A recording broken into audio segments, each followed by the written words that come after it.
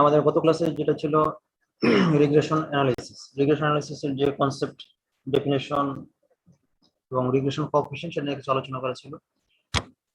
তো ওই সূত্র ইউজ করে কিভাবে রিগ্রেশন লাইন বের করা যায় কোন একটা ডাটা থেকে, সেটা একটা एग्जांपल এখানে আছে। The table displays the ages of 20 brothers along with the ages of their closest sisters, both measured in years. এখানে 20 জন ব্রাদার এবং 20 জন সিস্টারের এজ দেওয়া আছে। এই ডাটা থেকে ক্যালকুলেট করতে হবে regression line y = a + bx and x = c + dy। একটা line হচ্ছে y = a + bx, একটা লাইন হচ্ছে x = c + dy। তো এই দুটো লাইনকে আমরা বের করব। y = a + bx সেখানে বলা ছিল যদি x টা হয় আমার ডিপেন্ডেন্ট ভেরিয়েবল, y টা ইন্ডিপেন্ডেন্ট ভেরিয়েবল, সেটার এক্সপ্রেশনটা ছিল y = a + bx।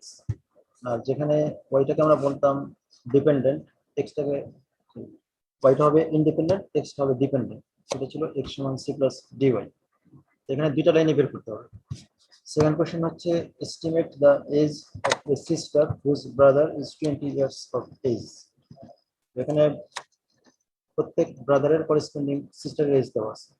তো বলা আছে যদি কোনো এক ব্রাদারের এজ হয় 20, তার করেসপন্ডিং সিস্টারের এজটা কত। আমরা যখন ফর্মুলাতে যাচ্ছি, ফর্মুলাতে যেগুলি দেওয়া ছিল যদি একটু খেয়াল করি, আর যে ডাটাগুলি লাগবে,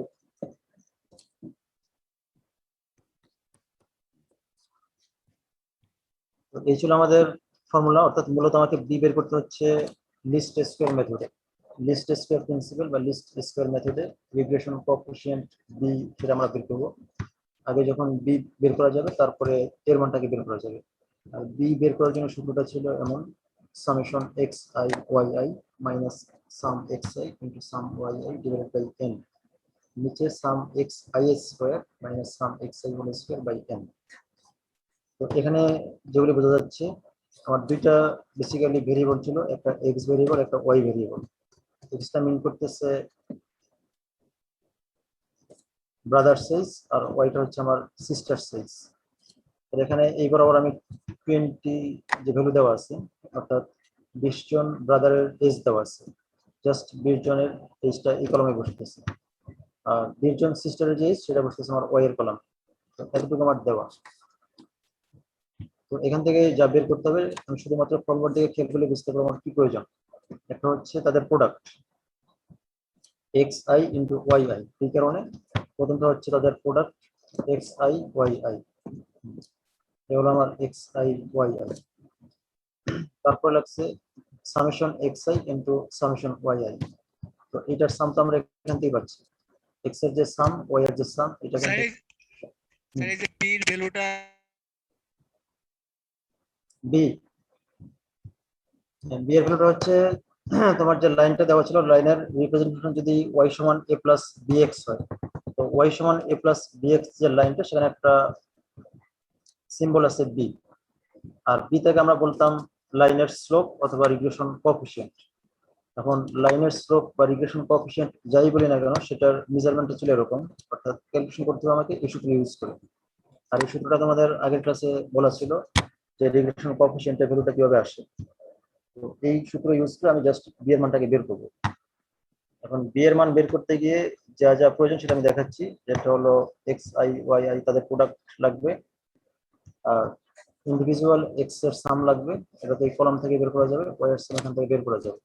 নিচে লাগতেছে আমার সাম এক্স আই স্কোয়ার, অর্থাৎ এক্স যে ভ্যালুগুলি দেওয়া আছে তার স্কোয়ার্ড ভ্যালু, এটা হলো এক্স এর স্কোয়ার্ড ভ্যালু। আর ওয়াই এটা কেন নিচ্ছি, যখন x = c + dy ওই লাইনটাকে বের করব, তখন আমার আবার ওয়াই আই স্কোয়ার তার মানটা লাগবে, এই কারণে ওয়াই আই স্কোয়ার এই মানটা আমি নিচ্ছি।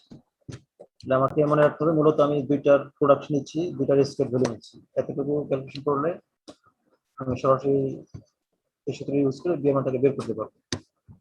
এখানে তোমার পুরো ডাটাগুলি উঠানো হয়নি, তবে ক্যালকুলেশনের ভ্যালুগুলি দেওয়া আছে।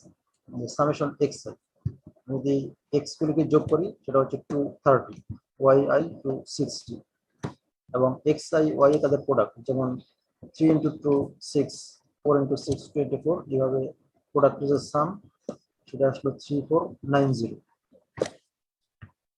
এবং এক্স আই স্কোয়ার তার সমান আমার 3144, ওয়াই আই স্কোয়ার তার সমান 3904। আগে সবগুলি ভ্যালু আমি লিখে তারপরে ফর্মুলাটাকে ইউজ করবো। আর পরবর্তী এক পর্যায়ে আমার এক্স বার ওয়াই বার তার মানটা লাগবে। তো এক্স বার বলতে আমরা যেটা বুঝতেছি এক্স ভ্যালুর অ্যারিথমেটিক মিন, আর অ্যারিথমেটিক মিন হচ্ছে total sum divided by number of observation. অর্থাৎ এক্স ভ্যালুগুলিকে যোগ করলে যে 230 আসে সেটাকে ডিভাইড করতে হবে 20 দিয়ে। একইভাবে ওয়াই ভ্যালুগুলি যোগ করলে যে 260 আসে সেটাকে ডিভাইড করতে হবে 20 দিয়ে। এতে করে আমি এক্স ডাটার অ্যারিথমেটিক মিন এবং ওয়াই ডাটার অ্যারিথমেটিক মিন এই দুটাকে বের করে নেব। তো এই পর্যায়ে কাজ হচ্ছে শুধুমাত্র ওই ভ্যালুগুলি এখানে সাবস্টিটিউট করা। তুমি যদি করেসপন্ডিং ভ্যালুগুলি এখানে সাবস্টিটিউট করো তার ভ্যালু দেওয়া হচ্ছে 1, অর্থাৎ লাইনের স্লোপ হচ্ছে 1 বা রিগ্রেশন কোএফিশিয়েন্ট 1। বি এর মানটা 1 পাওয়ার পরে আমাকে যেতে হচ্ছে এ সমান y bar minus b x বার।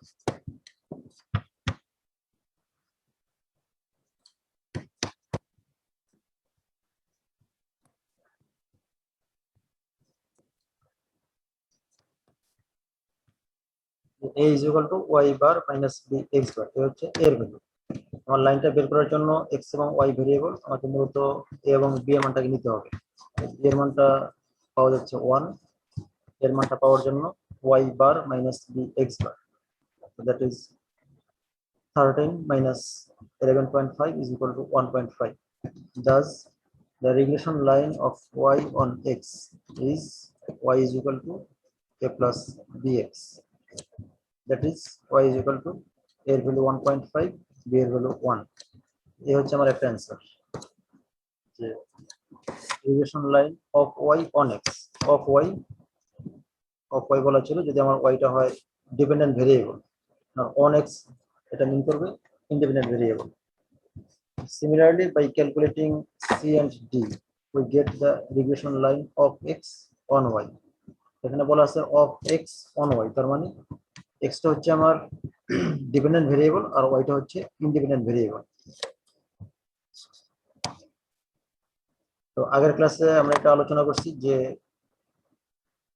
b এর এবং d এর মান যেটা জাস্ট ইন্টারচেঞ্জ। এখানে b যেভাবে বের করা আছে যদি আমি প্রত্যেকটা x এর পরিবর্তে y লিখি তাহলে d এর মানটা পাওয়া যাবে। আমার x সমান c প্লাস dy এই লাইনটা বের করার জন্য আগে আমাকে বের করতে হবে d এর মান, আর পরে বের করতে হবে c এর মান। এখন d এবং b হচ্ছে ইকুইভ্যালেন্ট, অর্থাৎ এই লাইনের জন্য d টাকে আমি স্লোপ বলতেছি আর এই লাইনের জন্য d কে স্লোপ বলতেছি। তো b এবং d তাদের মাঝখানে রিলেশনটা হচ্ছে যদি আমি b এর ভ্যালুটাকে মনে রাখতে পারি, যখন x এর পরিবর্তে y লিখবো তখন আমার চলে আসবে d এর ভ্যালু। x এর পরিবর্তে y লিখতে গেলে এখানে কিন্তু কোনো চেঞ্জ নেই, ঘুরে ফিরে দুটো প্রোডাক্ট। আর এখানেও চেঞ্জ থাকবে না কারণ আগে আর পরে, হয়তো আগেরটা y পরেরটা x সেম জিনিস, চেঞ্জ হবে আমার এই জায়গাটাতে। নিচে x i স্কয়ার তার জায়গায় আমি লিখবো y, আর এখানে স্যার কারেন্ট চলে গেছিল স্যার, আমার বুঝতে পারিনি।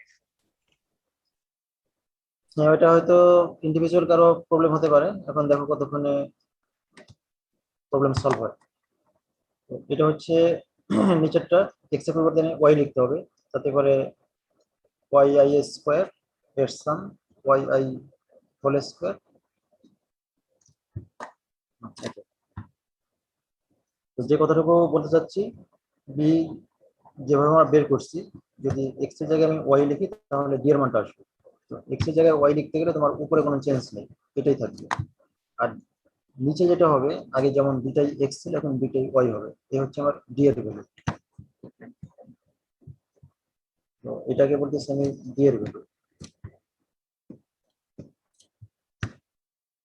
আগেই আমার সকলে ডাটা ক্যালকুলেশন করা ছিল যে মান সবাই আগে বের করে নিচ্ছি, এখন শুধুমাত্র নিচে y i এর যে মানগুলি আছে এই মানগুলি যদি বসো d এর একটা মান পাওয়া যাবে। আর যখন d এর মান পাওয়া যাবে তখন দিয়ে আমাকে লিখতে হবে c, c এর ভ্যালু আসবে x bar minus d y বার, x bar minus d y বার, এই হচ্ছে আমার c এর ভ্যালু। d এবং c পাওয়ার পরে finally x is equal to c plus dy। অর্থাৎ একটা টেবিল যদি ক্লিয়ার হওয়া যায় যে একটা টেবিলে আমার কি কি প্রয়োজন। শুধুমাত্র ক্যালকুলেশন করে আমি সামটা নিব, সামটা নেওয়ার পরে বি এবং ডি এর যে ফর্মুলা আছে ওই ফর্মুলা ইউজ করে বি এবং ডি পাওয়া যাবে। আর যখন বি এবং ডি পাওয়া যাবে তার করেসপন্ডিং এ এবং সি পাওয়া যাবে। অর্থাৎ প্রথম লাইনের জন্য বি এর করেসপন্ডিং এ, যেটার ভ্যালু বলা ছিল Y bar minus b x বার। সিমিলারলি ডি এর করেসপন্ডিং সি, যার ভ্যালুটা হচ্ছে x bar minus D y bar. তো একটু আগে তো আমরা ডি কিভাবে বের করতে সেটা দেখলাম। ওই ডি এর মানটা এখানে বসাই দিলে সি এর মানটা আসবে। ফাইনালি গিয়ে আমি এখানে এটাকে পুট করবো x equal to c plus d y. দুইটা রিগ্রেশন লাইন এখান থেকে তুমি বের করতে পারো।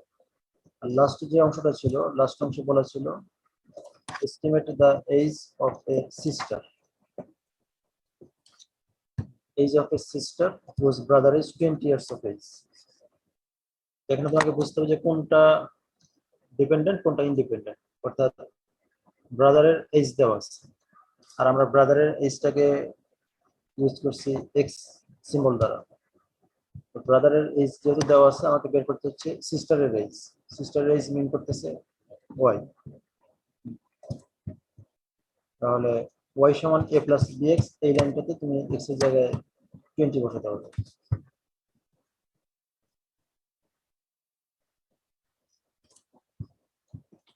এই কথাটা এখানে আসছে, the predicted value of y for x 20 is y is equal to a plus b x. অর্থাৎ এক্স এগুলো যেটা দেওয়া আছে, এক্স এগুলো দেওয়া আছে তার করেসপন্ডিং ওয়াইটাকে আমাকে নিতে হবে। তো এই কারণে ওয়াই সমান এ প্লাস বি এক্স এই লাইনে আমি বসাবো। এর ভ্যালু 1.5, বি এর ভ্যালু 1, এক্স এর ভ্যালু 20 সমান সমান 21.5। তাহলে ডাটা ইউজ করে আমরা এটাকে এস্টিমেট করতে পারলাম যে আননোন একটা জিনিস এখানে বের করা যায় যেটা ডাটার বাইরে। অর্থাৎ কোনো ব্রাদারের এইজ 20 হলে তার করেসপন্ডিং সিস্টারের এইজটা হচ্ছে 21.5। The predicted value implies that for a brother who is on average 20 years old has a sister of 21.5 years on average.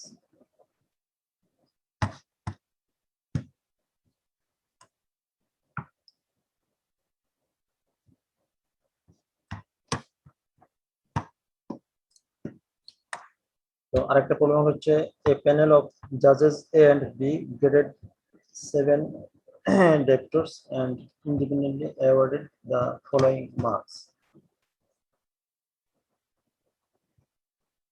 এখানে দুইজন জাজ আছে, দুইজন বিচারক এ এবং বি। বিচারকদেরকে বলা আছে এ এবং বি, গ্রেড করতেছে 7জন তার্কিক যেটা যারা বিতর্ক করে, ওইরকম 7জন তার্কিককে যদি ওনারা মার্কিং করেন দুজন জাজ বা বিচারক, তাহলে কিভাবে মার্কিং করা আছে। ডেপ্টার হচ্ছে 1 থেকে 7। তো জাজ এ তার মার্কিংটা হচ্ছে এটা, সে প্রথম তার্কিকে দিচ্ছে 40, আর জাজ বি তাকে দিচ্ছে 32। একইভাবে সেকেন্ড যে তার্কিক তাকে জাজ বি ভাবে মার্কিং করতেছে। এটা ইউজ করে বলা আছে and 8 debtor was awarded 36 marks by judge A while judge B was not present. এখানে যদি আমি আরেকজনকে অ্যাড করি 8 হিসাবে, জাজ এ তাকে মার্কিং করলো 36। আর প্রশ্ন হচ্ছে যদি জাজ এ তাকে 36 মার্কস দেয়, এই সিকোয়েন্সটাকে ব্যবহার করে জাজ বি তাকে কত মার্ক দিবে। ডাটাতে আমার 7 পর্যন্ত দেওয়া ছিল, তার সাথে আমি আরেকটা অ্যাড করতেছি 8। কিন্তু 8 যেটা হচ্ছে 8 শুধুমাত্র জাজ এর মার্কিংটা দেওয়া আছে, আমাকে বের করতে হবে এই সিকোয়েন্স ফলো করলে জাজ বি তাকে কত মার্কিং করতে।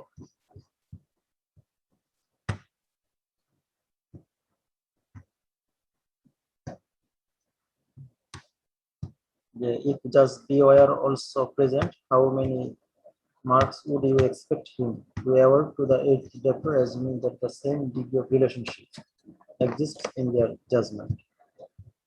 যখন জাজ এটাকে মার্কিং করলো 36, ওই মুহূর্তে জাজ বি অ্যাবসেন্ট ছিল, কিন্তু যদি বি ওই সময় প্রেজেন্ট থাকতো তাহলে এই রিলেশনশিপটা ধরে তার মার্কিংটা কত হতো। তো ঘুরে করে আমাদেরকে যেতে হচ্ছে রিগ্রেশন লাইনে। আগে রিগ্রেশন লাইনটা বের করতে হবে, তারপরে আমি এই ডাটাকে সেখানে পুট করবো। So let marks by A denoted by X and marks by B by Y. Just এই যে মার্কিং গুলি করলো, এটাকে আমি বলতেছি ভেরিয়েবল এক্স। এক্স এবং ওয়াই দিয়ে আমাকে ডিনোট করতে হবে। তো প্রথম মার্কস গুলি হচ্ছে এক্স আর পরের মার্কস গুলি হচ্ছে ওয়াই। শুধুমাত্র এতটুকু যখন আমি অ্যাজিউম করে নিচ্ছি, এরপর আমার অ্যাজ ইউজুয়াল ক্যালকুলেশন। আগের প্রবলেমে সরাসরি এক্স এবং ওয়াই বলা ছিল, আর এখানে আমি বলতেছি এর যে মার্কিং সেটা হচ্ছে আমার এক্স ভ্যালু, বি এর যে মার্কিং সেটা হচ্ছে ওয়াই ভ্যালু। তাহলে ঘুরে ফিরে আমি এক্স ভ্যালু এবং ওয়াই ভ্যালু পাচ্ছি।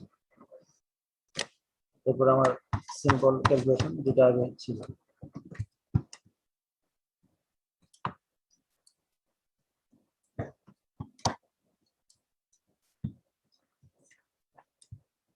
সলিউশন তো এটা, তারপরে এখানে একটু তোমার ডিফারেন্ট ওয়েতে করা আছে।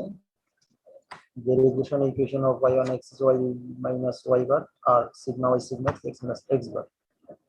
তো তুমি চাইলে এই সূত্র ইউজ করে করতে পারো, অথবা অন্য সূত্র ইউজ করে করতে পারো, যেটা তোমার কাছে ইজি মনে হয়, দুটোই এখানে করা যাবে। এই সূত্রের যে সিম্বল গুলি আছে, এটা পরিচয় হচ্ছে y বার তো হচ্ছে আমার আগেরটা তো ছিল অ্যারিথমেটিক মিন, x বার তো অ্যারিথমেটিক মিন। এখানে নতুন সিম্বল হচ্ছে সিগমা y। তো সিগমা ওয়াইটা হচ্ছে ওয়াই ভ্যালুর স্ট্যান্ডার্ড ডেভিয়েশন, আর সিগমা এক্সটা হচ্ছে এক্স ভ্যালুর স্ট্যান্ডার্ড ডেভিয়েশন। আর যেটা আছে, আরটা হচ্ছে আমার কোরিলেশন কোএফিশিয়েন্ট। তো এটা তোমার দরকার নেই, তুমি যেহেতু আগে যে নিয়মটা ফলো করছো ওই নিয়ম ফলো করলে হবে। তো আগের নিয়ম ফলো করতে গিয়ে তোমাকে হুবহু আগের মতোই ওই সবটাকে ফিল আপ করতে হবে। তুমি তো আগের জিনিসটাকে ফলো করতে পারো, শুধুমাত্র এক্স এবং ওয়াই ভ্যালুগুলিকে রিপ্লেস করতে হবে। এই টেবিলটাকে আমি ইউজ করলাম, এই মানটাকে চেঞ্জ করে দিলাম, এই মানটাকে চেঞ্জ করে দিলাম। তো তোমার সেকেন্ড কোয়েশ্চেনে যে ডাটা দেওয়া আছে, তুমি শুধুমাত্র এক্স এবং ওয়াই এর জায়গায় মানগুলি বসানোর পরে as usual x i y i, x i square y square এগুলি তুমি ক্যালকুলেশন করতে পারো। তো এখানে তার আগে বুঝতে হবে তোমাকে দুটা লাইন বের করতে হবে না একটা লাইন বের করলে চলবে। আমার বলা ছিল এক্স ভেরিয়েবল, তার ভ্যালু 36, অর্থাৎ এই যে ডেপ্টর তার মার্কস হচ্ছে 36 গিভেন বাই জাস্ট এ। আর প্রশ্ন হচ্ছে যখন এক্স এর ভ্যালু 36 তখন ওয়াই এর ভ্যালু কত। এখান থেকে তোমাকে ডিসাইড করতে হবে যে দুইটা লাইনে তোমার বের করার প্রয়োজন না একটা লাইন বের করার প্রয়োজন, এবং একটা লাইন যদি বের করতে সেটা কোন লাইন। এখান থেকে ক্লিয়ার, যেহেতু ওয়াইটা আননোন এক্সটা হচ্ছে নন, তাতে করে আমাকে নিতে হবে ওয়াই সমান এ প্লাস বিএক্স। তো ওয়াই সমান এ প্লাস বিএক্স এই লাইনটা আমি বের করব। এই লাইনটা বের করতে গিয়ে যেহেতু এক্স এর মান দেওয়া আছে 36, তার করেসপন্ডিং ওয়াই মানটা নেওয়া যাবে। তার আগে যে কাজ করতে হবে এ এবং বিটাকে বের করবো। এখানে রিগ্রেশন কোএফিশিয়েন্ট বের করতে হবে, এবং আরেকটা যে এ ছিল এর মানটা বের করতে হবে।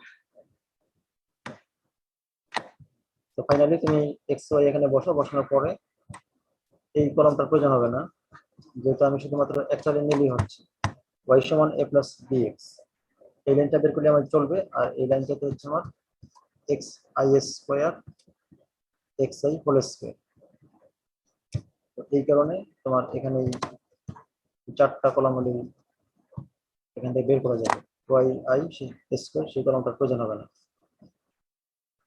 এখান থেকে খুব সহজেই তুমি বি এর মানটাকে বের করতে পারো, বি এর মানটা বের করে এর মানটাকে বের করতে পারো। তাতে করে আমার হয়ে যাচ্ছে এ প্লাস বিএক্স যে লাইন।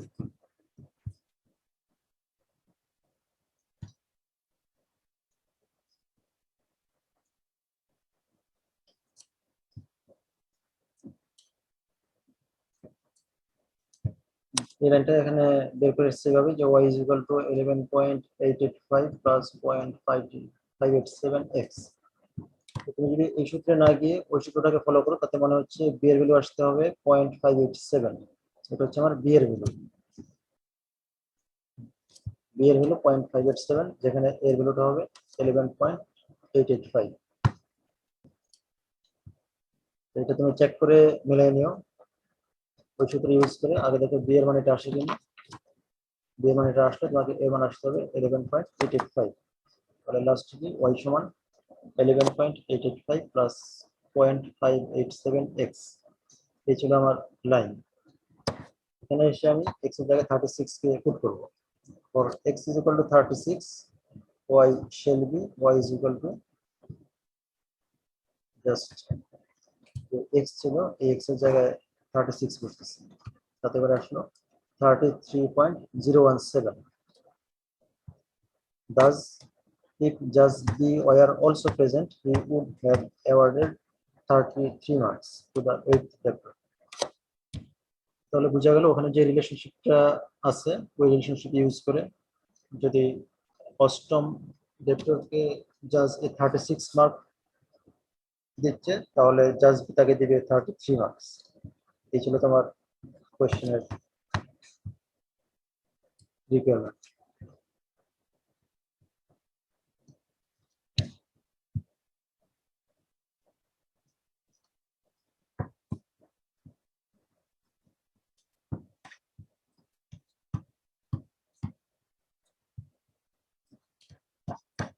সিমিলারলি এখানে আরেকটা কোশ্চেন আছে, এটা তোমরা দেখে নিও। এখানে অপারেটর 8 জন অপারেটর আছে, তাদের এক্সপিরিয়েন্স দেওয়া আছে এবং পারফরমেন্স দেওয়া আছে। তো এটা নির্ভর করতেছে এক্সপিরিয়েন্স এবং পারফরমেন্স দুটার মাঝখানে একটা রিলেশন। তো এটাও ডিফারেন্ট ক্যালকুলেশন এখানে দেওয়া আছে, তুমি এটা না করে বরঞ্চ একই ফর্মুলা সব জায়গায় ইউজ করতে পারো, তাহলে তোমার জন্য ইজি হবে। ওইটা ইউজ করলে তোমাকে লাস্ট পেতে হবে এই ভ্যালুটা y is equal to 69.635 plus 1.124x। রিগ্রেশনে মোটামুটি এতটুকু, যে আমার রিগ্রেশন লাইন কি জিনিস, রিগ্রেশন কোএফিশিয়েন্ট কি জিনিস, আর রিগ্রেশন লাইনকে বের করা এবং কোনো একটা ভ্যালু দেওয়া থাকে তার করেসপন্ডিং অন্য ভেরিয়েবলটাকে ক্যালকুলেট করা। তারপরে চ্যাপ্টারটা হচ্ছে কোরিলেশন। তো কোরিলেশনের আগে বাইভেরিয়েট ডিস্ট্রিবিউশন নিয়ে একটু কথা আছে। The distribution in which we consider two variables for each item of the series is known as the bivariate distribution. Bivariate মানে দ্বিচলক, অর্থাৎ যে সমস্ত ডিস্ট্রিবিউশন আমরা এট এ টাইম দুইটা ভেরিয়েবলকে কনসিডার করি সেটা হচ্ছে bivariate distribution. Example, the distribution of heights and weights of a group of persons. A group of persons এর height weight যদি একই সাথে দেওয়া থাকে সেটা bivariate. The distribution of ages of husbands and wives of a group of couple etc. are the examples of bivariate distribution. Bivariate distribution এর মাঝখানে একটা কোরিলেশন এক্সিস্ট করতে পারে, সেটা কিভাবে আসবে? In a bivariate distribution, there may exist correlation between the variables if the change in one variable affects a change in other variable. The variables are said to be correlated. অর্থাৎ কোনো data যদি এমনভাবে দেওয়া থাকে যে আমি একটা ভেরিয়েবলকে change করলে তার সাথে অন্য ভেরিয়েবলটাও চেঞ্জ হয়ে যায়, সেটাকে বলতেছি আমরা কোরিলেটেড। তো এখানে যেদের এক্সাম্পল দেওয়া আছে এগুলি কিন্তু কোরিলেটেড, কারণ একজন পার্সনের হাইট এবং ওয়েট সাধারণত সমানুপাতিক, অর্থাৎ ইউজুয়ালি যদি কারো হাইট বেশি হয় তার ওয়েটটা বেশি হবে, আর ইউজুয়ালি যদি কেউ একটু শর্ট হয় তার হাইট ওয়েটটা কম হবে, এটা একটা সাধারণ কনসেপ্ট। ব্যতিক্রম তো থাকবে। একইভাবে হাজব্যান্ড অ্যান্ড ওয়াইফের যে এজ, সেটাও যদি হাজব্যান্ড একটু বেশি এজ থাকে ওয়াইফের ইউজুয়ালি এজটা বেশি, বা ওয়াইফের এজ যদি কম হয় হাজব্যান্ডের এজটা কম। একটা সাথে একটা মোটামুটি রিলেটেড, এগুলো হচ্ছে কোরিলেটেড। কিন্তু অন্য কিছু এক্সাম্পল দেওয়া যায় যেটা নট কোরিলেটেড। যেমন ধরো একজন স্টুডেন্ট যদি দুটো সাবজেক্টে মার্কস নিচ্ছে, যে একটা হলো আমার ফিজিক্স আর হচ্ছে কেমিস্ট্রি, নাম্বার অফ স্টুডেন্ট 10, তো 10 জন ছাত্রের ফিজিক্সের মার্কস এবং কেমিস্ট্রির মার্কস এগুলি নট কোরিলেটেড। সাপোজ কেউ ফিজিক্সে পাচ্ছে 30, কেমিস্ট্রিতে পাচ্ছে 50, আরেকজন ফিজিক্সে পাচ্ছে 70, কেমিস্ট্রিতে পাচ্ছে 40। তো এটা ফিজিক্সের মার্কসের সাথে কেমিস্ট্রির মার্কসটা নির্ভরশীল না। এমন হতে পারে যে কেউ ফিজিক্সে তো খারাপ করছে কিন্তু কেমিস্ট্রিতে সে খুব ভালো করতে পারে, অথবা কেউ ফিজিক্সে খুব ভালো করছে কেমিস্ট্রিতে খারাপ করতে পারে। তো এগুলি যদিও বাইভেরিয়েট কিন্তু not correlated.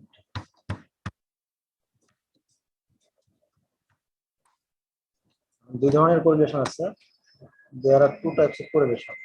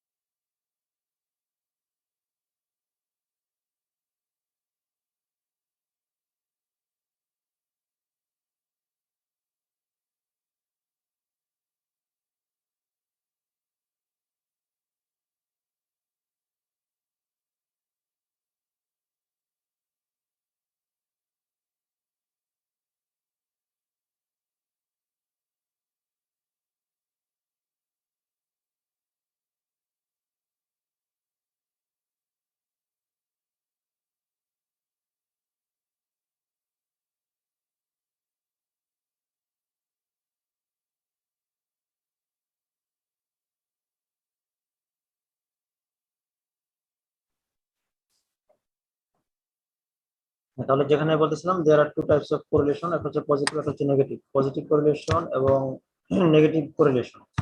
If the two variables deviate in the same direction, that is the increase or decrease in one results in a corresponding increase or decrease in other, correlation is said to be direct or positive.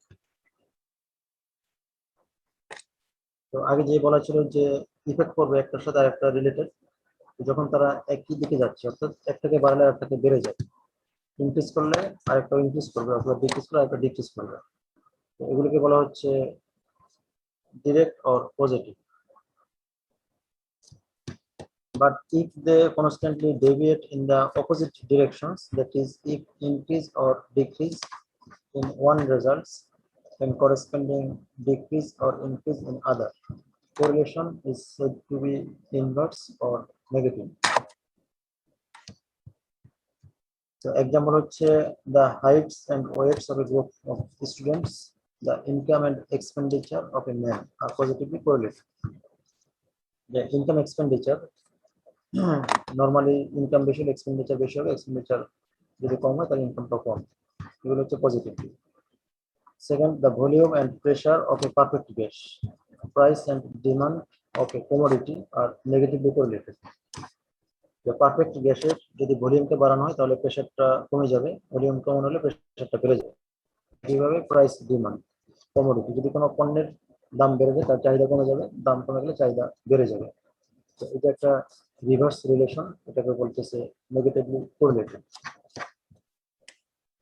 Lastly, correlation is said to be perfect if the deviation in one variable is followed by corresponding and proportional deviation in the other. পারফেক্টের জন্য যে নিয়মটা আছে সেক্ষেত্রে দুটো শর্ত, একটা হচ্ছে corresponding হতে হবে, আর হচ্ছে প্রপোর্শনাল হতে হবে। করেসপন্ডিং মিন করবে একটাকে বাড়লে আরেকটা বাড়বে, একটা কমলে আরেকটা কমবে, এটা হচ্ছে corresponding.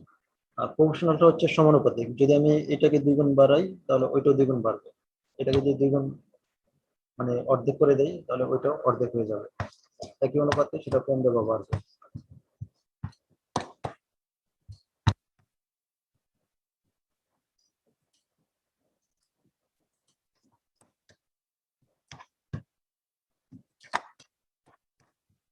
R পিয়ারসনস coefficient of correlation, ব্যক্তির নাম অনুসারে এটা বলতেছে কোএফিশিয়েন্ট অফ কোরিলেশন বা correlation coefficient as a measure of intensity or degree of relationship between two variables.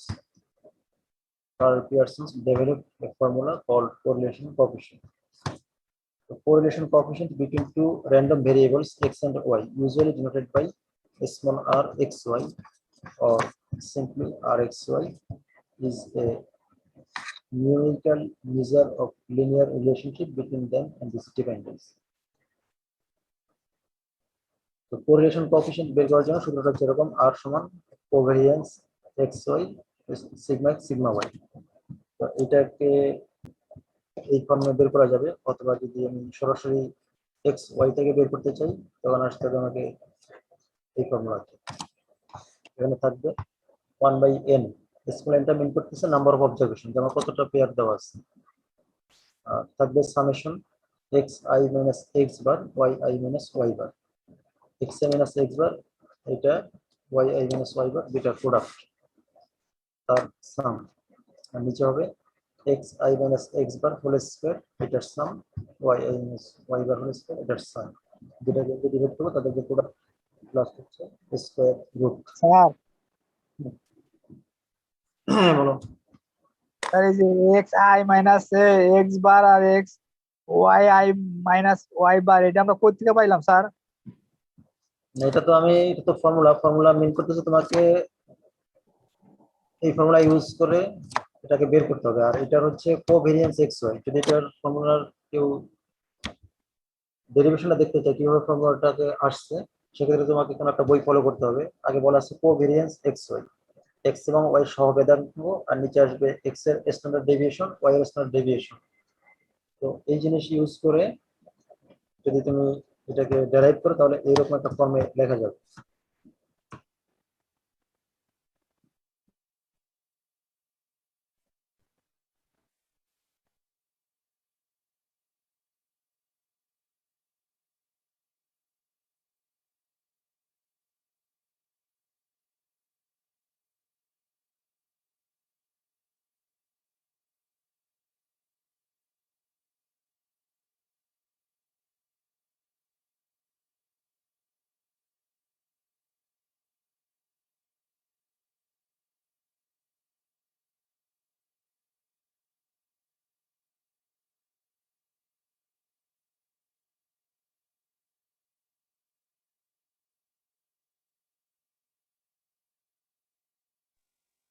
Sir কিছু শোনা যায় না স্যার।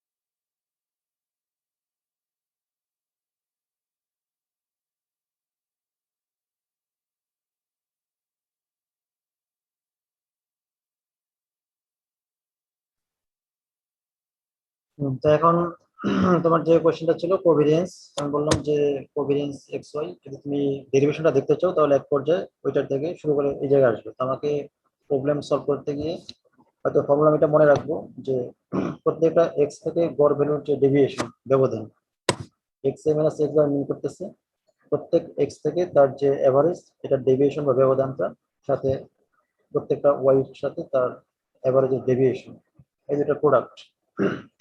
আর নিচে আসবে ওই ডেভিয়েশন গুলো স্কয়ার ভ্যালু। তো এই সূত্র ইউজ করে আমি কোরিলেশন কোএফিশিয়েন্টটাকে বের করতে পারি।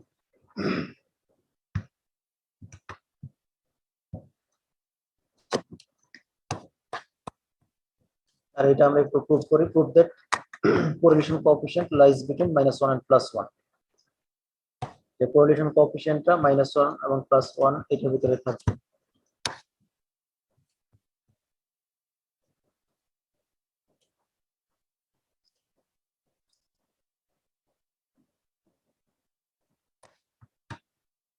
যেটা এখান থেকে শুরু করা যায়, এক্সপ্রেশন আমি নেই এভাবে xi minus x bar by sigma x plus yi minus y bar plus sigma y whole square, this is always positive। এক্সপ্রেশনটা কেন নিলাম? এক্সপ্রেশনটা নেওয়ার অর্থ হচ্ছে যে জিনিসটা আমাকে প্রমাণ করতে হবে কোরিলেশন কোএফিশিয়েন্ট। কোরিলেশন কোএফিশিয়েন্ট নিয়ে আসতে গিয়ে যদি আমি এরকম একটা জায়গা থেকে শুরু করি তাহলে সেটা আমি প্রুভ করতে পারবো। আর স্কয়ার সাইনটা দেওয়া আছে, এই কারণে এই জিনিসটুকু সবসময় পজিটিভ হবে। তো xi minus x bar by sigma x plus minus yi minus y bar by sigma y whole square is greater or equal to 0। যেহেতু পজিটিভ তার মানে এটা greater or equal to 0। পরে এটা সূত্র ভাঙো, a plus b whole square সূত্র ভাঙবে a square plus b square plus minus twice ab। তারপর নিচ্ছি সব জায়গায় সামেশন সাইন, এখান থেকে প্রত্যেকটাতে আমি সাম নোটেশন ইউজ করতেছি। তো এবার এসে সাম x minus x bar whole square by sigma x square, sigma x square মানে ঠিক আছে নিচে, এটা পরিবর্তে লেখা আছে n into sigma x whole square, এইটুকুর পরিবর্তে। তো এটা কেন আসছে? এটা আসছে এইভাবে, এক্স ভ্যালুর যে স্ট্যান্ডার্ড ডেভিয়েশন তার স্কয়ার ভ্যালু অর্থাৎ ভেরিয়েন্স সিগমা এক্স স্কয়ার সমান সমান summation x minus x bar whole square by n। একইভাবে সিগমা ওয়াই স্কয়ার সমান সমান এটা, আর সিগমা এক্স ওয়াই এটা হলো এই। তো এখান থেকে তুমি যদি স্যার ওই সিগমা এক্স স্কোয়ারটা কোথা থেকে আসছে স্যার? স্কোয়ারটা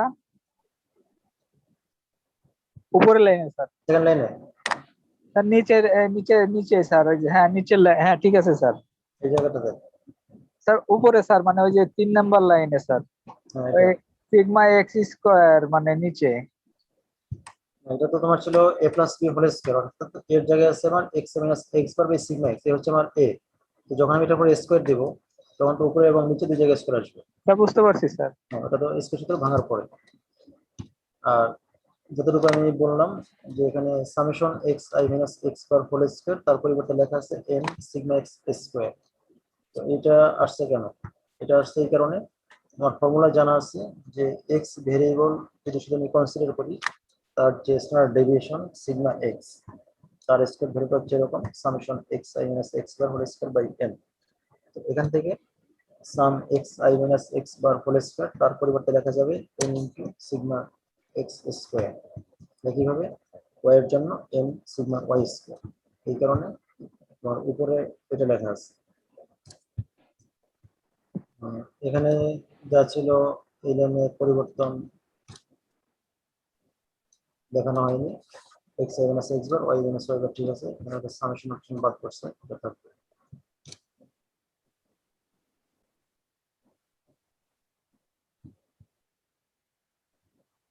তারপরে এই লাইনটা একটু দরকার হবে না, কারণ এখান থেকে আমি সরাসরি লিখতে পারি n।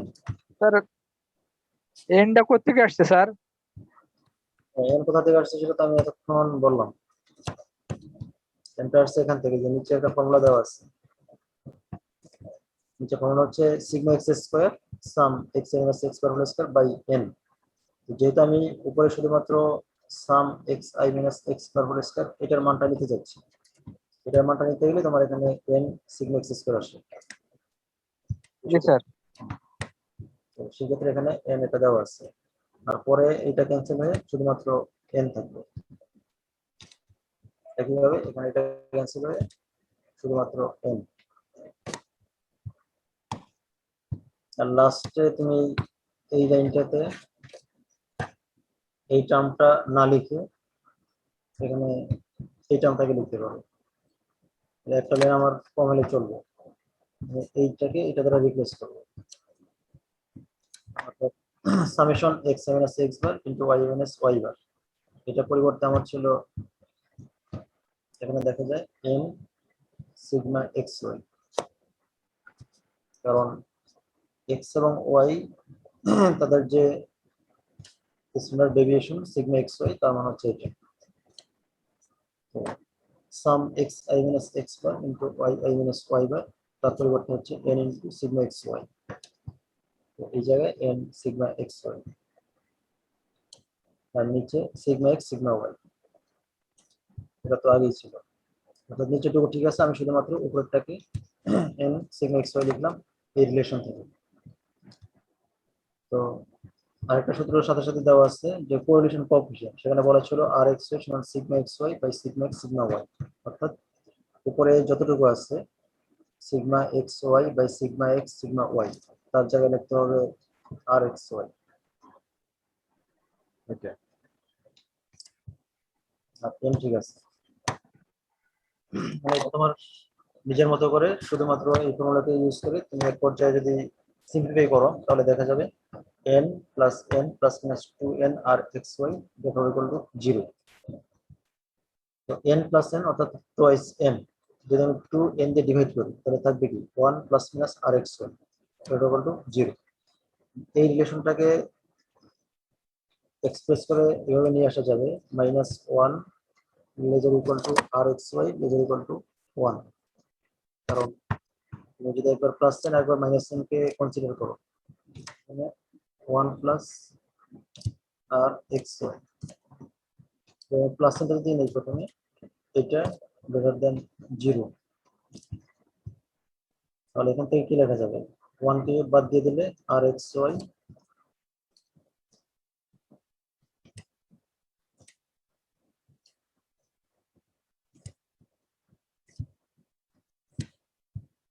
Greater than minus 1।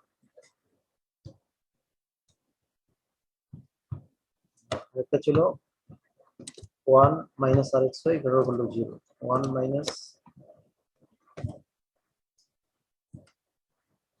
R x y greater equal to 0। এখানে তুমি দুই পাশে যদি আর এক্স ওয়াই যোগ করো তাহলে আসবে 1 plus minus greater equal to r x y. আমার যে বলার উদ্দেশ্য হচ্ছে মাঝখানে প্লাস মাইনাস দুটো সাইন ছিল, আমি যদি আলাদাভাবে চিন্তা করি প্লাস সাইন নিলে এই রিলেশনটা পাওয়া যায়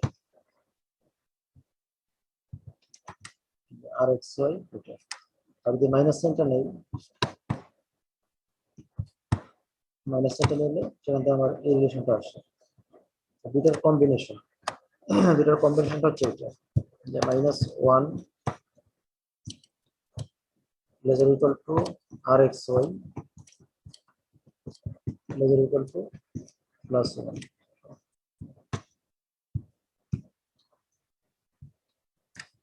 আগে আমি এটাকে লিখলাম minus 1 lesser equal to r x y প্রথম অংশ, আর পরে আবার বলা আছে r x y lesser equal to 1 পরের অংশ। এটা তোমার এখানে দেখানো আছে যে minus 1 lesser equal to r x y lesser equal to plus 1, অর্থাৎ কোরিলেশন কোএফিশিয়েন্ট মাইনাস 1 এবং প্লাস 1 এই ইন্টারভ্যালে থাকবে সবসময়, মাইনাস 1 থেকে ছোট হবে না, প্লাস 1 থেকে বড় হবে না।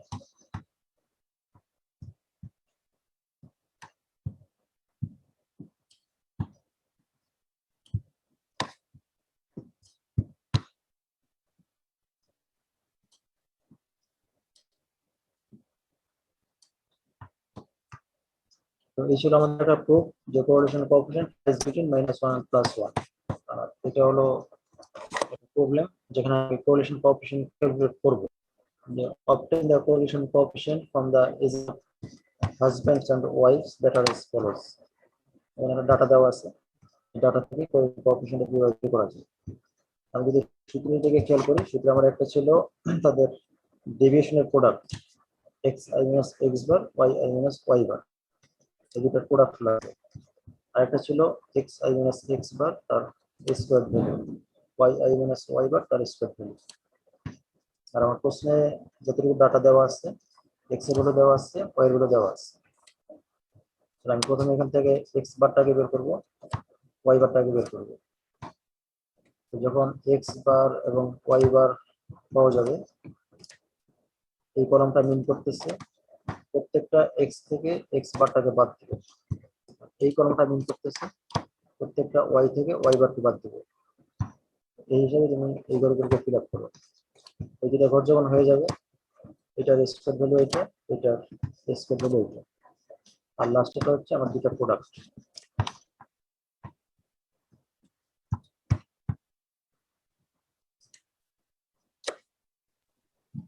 স্যার এই জায়গায় এক্স আই আর ওয়াই আই কি জায়গায় ভ্যালু গুলা?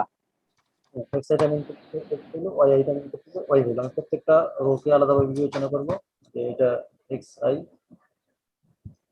এই কলাম হচ্ছে yi। তাহলে জি স্যার। যখন এই 40 থেকে x বারটাকে বাদ দিব, সেটা এখানে পুট করবে। যখন 45 থেকে x বারকে বাদ দিব, সেটা সেকেন্ড রোতে পুট করবে।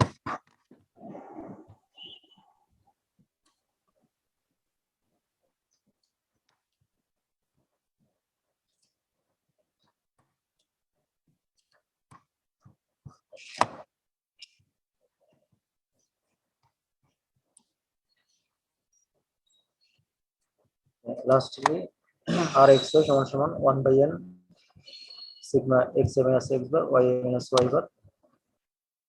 আর এটা তো থার্ড ব্র্যাকেট দিয়ে বাইরে আছে হাফ 1/n সিগমা x minus x bar square into 1/n সিগমা y minus y bar square.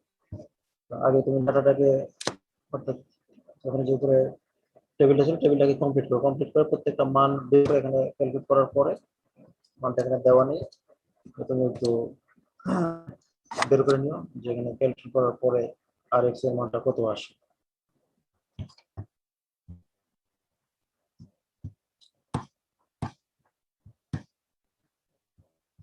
Define rank correlation coefficient, derive the rank correlation coefficient। এটা ছিল শুধুমাত্র কোরিলেশন কোএফিসিয়েন্ট, আর এখানে তার সাথে যোগ করছে র‍্যাঙ্ক শব্দ। র‍্যাঙ্ক শব্দ যোগ করছে, এটা হলো তোমার, এটা অর্ডার আগে আমাকে করে নিতে হবে। আগে যেমন randomly x variable y variable দেওয়া ছিল, ছোট বড় কোনো বিবেচনায় নেওয়া হয়নি, ওখান থেকে আমরা করে নিচ্ছি। আর এখানে যদি আমি করতে চাই, আগে আমাকে বিবেচনায় নিতে হবে যে একটা অর্ডার অ্যাসেন্ডিং অথবা ডিসেন্ডিং, অর্থাৎ ভ্যালুগুলিকে আমি ছোট থেকে বড় অথবা বড় থেকে ছোট, যেমন একটা অর্ডার আগে সাজাবো, সাজানোর পরে সেখান থেকে কোরিলেশন কোএফিসিয়েন্টটাকে বের করবো, তাকে বলা হচ্ছে র্যাঙ্ক কোরিলেশন কোএফিসিয়েন্ট। আরসিসি তার সংক্ষিপ্ত রূপ, র্যাঙ্ক কোরিলেশন কোএফিসিয়েন্ট। এটা ভ্যালু হচ্ছে এরকম, rho is equal to 1/n 1 minus 6 sum di square n into n square minus 1।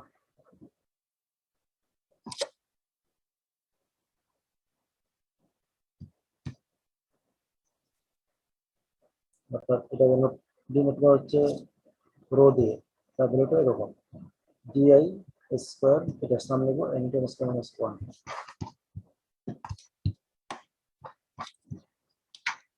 এটা একটু প্রমাণটা পড়তে হবে, যে define a rank correlation coefficient, এটা ডেফিনিশন দেখতে হবে, প্লাস ডাইরেক্ট করতে হবে রো ইজ ইকুয়াল টু এটা। তাকে বলা আছে ফলো দা বুক। আমি যে বই রেফারেন্স দিচ্ছি, তুমি চাইলে এরকম কোনো একটা বই থেকে দেখতে পারো, অথবা অন্য কোনো বই থেকেও দেখতে পারো। আগে ডেফিনিশন দেখতে হবে, তারপরে এটা বুকটা দেখতে হবে।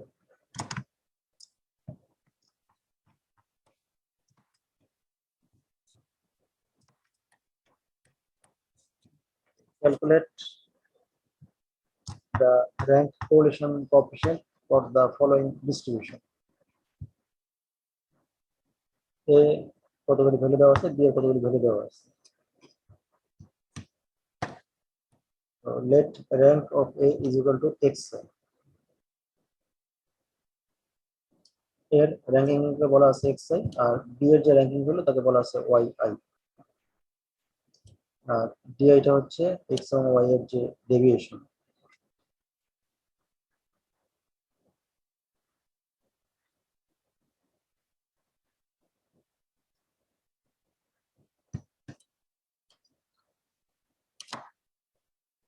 মানে এর কলামে এসে তুমি মানটাকে একটা অর্ডারে সাজাতে হবে।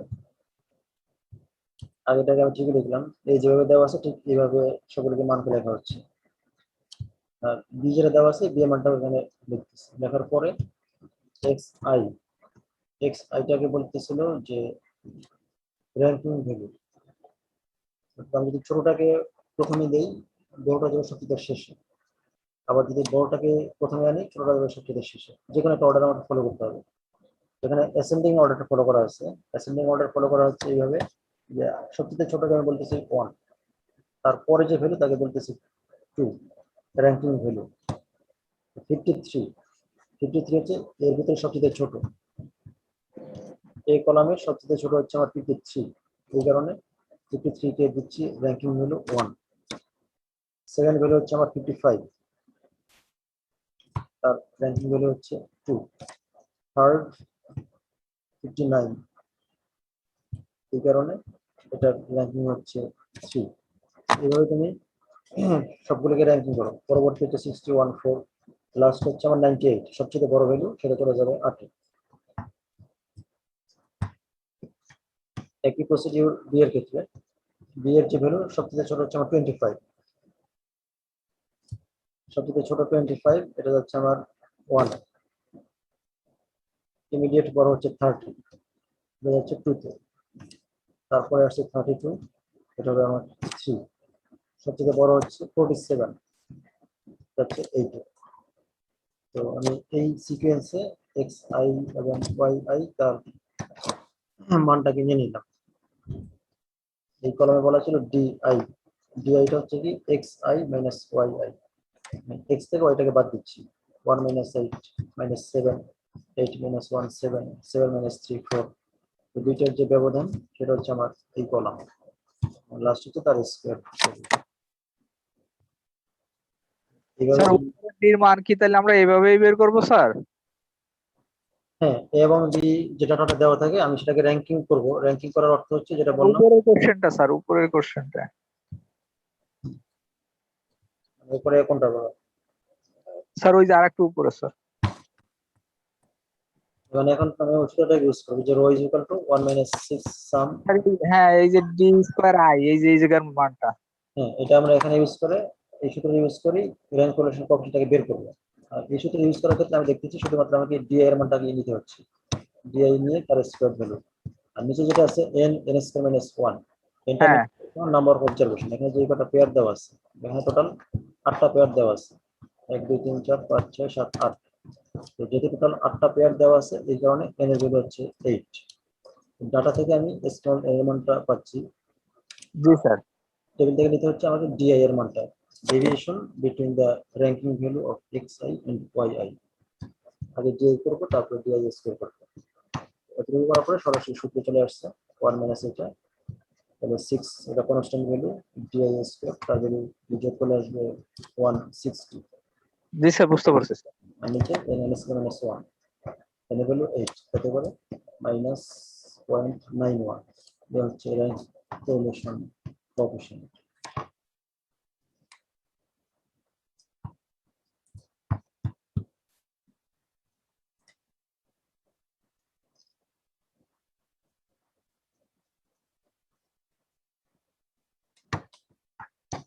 একই জাতীয় আরেকটা problem, the two judges have ranked 12 students in order of merit as under students A B C D এই সিম্বলে দেখানো আছে rank by first judge, rank by second judge।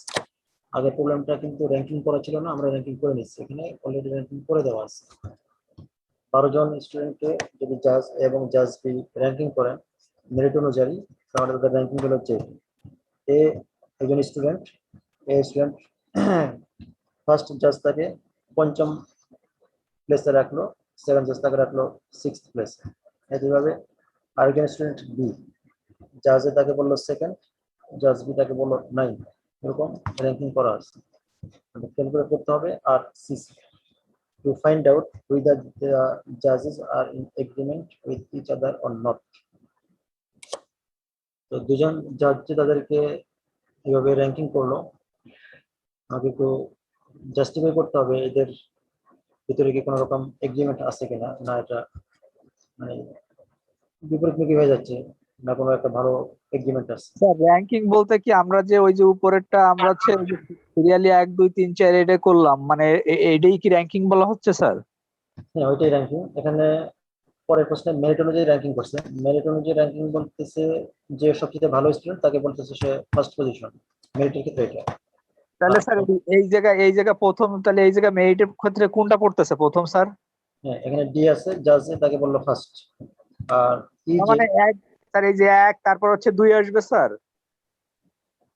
এখানে তোমার এ থেকে এল পর্যন্ত হচ্ছে 12 জন স্টুডেন্ট, জি স্যার। ডি একজন স্টুডেন্ট। ডি হ্যাঁ। স্টুডেন্টকে জাজ এ বলতেছে ফার্স্ট পজিশন, জি স্যার। ই একজন স্টুডেন্ট ই কে জাজ বি বলতেছে ফার্স্ট পজিশন। তো এর মতো করে সে 12 জনকে 1 থেকে 12তম অবস্থানে নিয়ে নিল। একইভাবে জাজ, সেকেন্ড জাজ যে, সেও 12 জন স্টুডেন্টকে তার মতো করে র্যাঙ্কিং করলো। সবথেকে ভালো যে তাকে বললো ফার্স্ট, দ্যাট ইজ স্টুডেন্ট ই। আর সবচেয়ে লাস্ট হচ্ছে স্টুডেন্ট এইচ। এইভাবে তারা জি স্যার। দুজনকে র্যাঙ্কিং করলো, 12 জনকে। জি স্যার, বুঝতে পারছি স্যার। এক্ষেত্রে তোমার যে সবচেয়ে ভালো স্টুডেন্ট তাকে ফার্স্ট বলে র্যাঙ্কিং করা আছে। আর আমার যে র্যান্ডমলি কতগুলো ভ্যালু দেওয়া ছিল আগেরটাতে এক্স ওয়াই, হ্যাঁ, আগেরটা ভ্যালু দেওয়া ছিল। আগেরটা আমি চাইলে ছোট থেকে বড়, বড় থেকে ছোট যে কোনো একটা অর্ডার নিতে পারি। কিন্তু আমাকে মনে রাখতে হবে, যদি আমি এক্স ভেরিয়েবলকে ছোট থেকে বড় করি, ঠিক একইভাবে ওয়াইটাও ছোট থেকে বড় করতে হবে। তাহলে স্যার কি মান কি একই আসবে স্যার? মানে কি আসবে, যদি আমি ওখানে সবচেয়ে বড়টাকে বলতাম 1, সবচেয়ে ছোটটাকে বলতাম 8, তাতে করে একই ভ্যালু আসতো। জি স্যার। কিন্তু ইম্পর্টেন্ট বিষয় হচ্ছে আমি অ্যাসেন্ডিং বা ডিসেন্ডিং যেটাই ফলো করি, এক্স এবং ওয়াই দুটোর ক্ষেত্রে একই নিয়ম ফলো করতে হবে। ঠিক আছে স্যার। তাহলে এখানে এই ছিল তাদের ডাটা।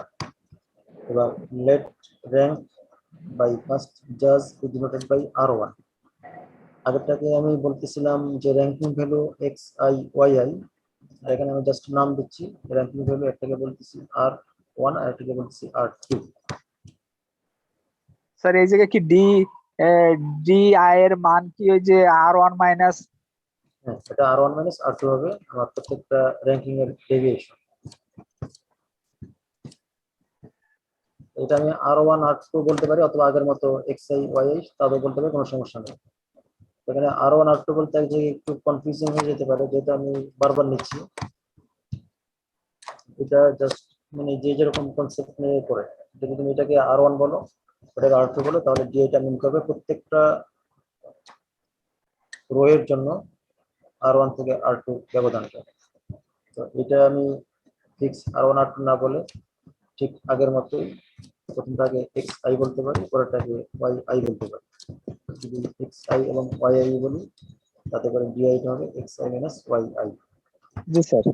করলে হবে, সমস্যা নেই। তাহলে তুমি এটাকে আগের টেবিলের মতো করে করতে হবে। যেমন এটা যাচ্ছে এখানে, এটা যাচ্ছে এখানে। এর যে র্যাঙ্কিং করো সেটা অলরেডি র্যাঙ্কিং করে দেওয়া আছে। এখানে তুমি এটাকে আর1 বা এক্স আই বলতে পারো, আই বলতে পারো। হচ্ছে আমার ডিএ। শুধুমাত্র আমার 4টা কলাম চলে,